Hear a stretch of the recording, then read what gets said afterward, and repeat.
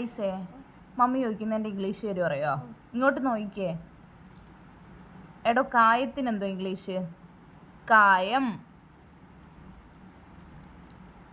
കായത്തിന് എന്താ ഇംഗ്ലീഷ്? അസഫോയിറ്റിഡ. കുരുമുളകിന് എന്താ പറയുന്നേ? കുരുമുളക് പെപ്പർ. കടുകിന് എന്താ പറയുന്നേ? ഒച്ചത്തി പറ. മസ്റ്റാർഡ്. അടുത്ത ഉലുവയ്ക്ക് എന്താ പറയുന്നേ? ഉലുവ.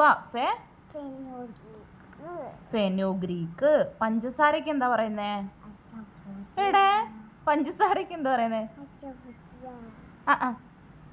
എന്തോ പഞ്ചസാരക്ക് പറയുന്നേ?